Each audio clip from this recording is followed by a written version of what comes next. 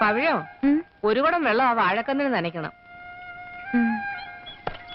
എന്താ വാഴയ്ക്ക്? ഒരു ചിന്ന വാഴക്കുട്ടി ഇല്ലേ അങ്കെ, പുതിയത്.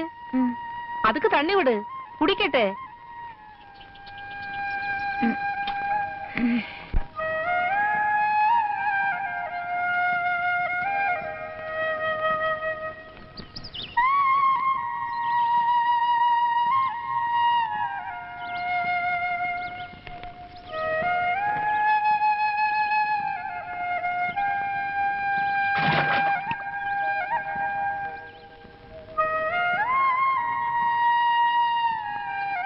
പവിഴമേ, പവിഴോ,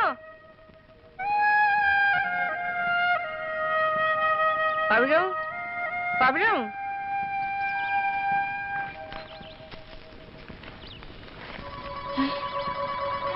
എന്റെ ദൈവമേ, മോളെ പവിഴോ, മോളെ നിനക്ക് എന്ത് പറ്റി മോളെ? മോളെ നിനക്ക് എന്ത് പറ്റി? എന്റെ അമ്പലത്തറ ദേവി, ഈ തറവാട്ടിൽ ആദ്യമായിട്ടാണല്ലോ ഒരു പെൺകുട്ടി തലചുറ്റി വീഴുന്നത്. എന്താ മോളെ?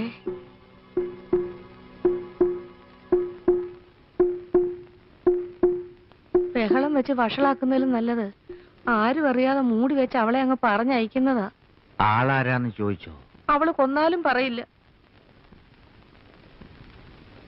ശരിക്കും കൊന്നുകൊടുത്താ പറയോ? അറം പറ്റുന്നൊന്നും പറഞ്ഞേക്കരുതേ.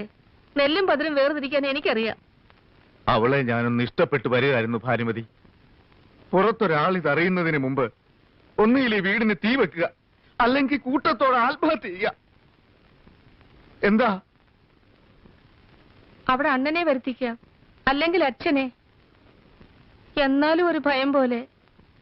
അവളെങ്ങാനും നിങ്ങളുടെ പേര് പറഞ്ഞാലോ? പരമനാറി പട്ടി കഴിവേറടാ മോളെ.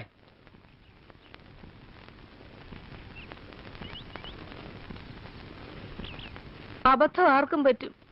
നിന്റെ അറിവിൽ അങ്ങനെ വല്ല അബദ്ധവും നിനക്ക് പറ്റിയോ കണ്ണപ്പാ? ഞാനിപ്പോ എന്ത് പറഞ്ഞാലും പെങ്ങൾക്ക് വിശ്വാസാവില്ല.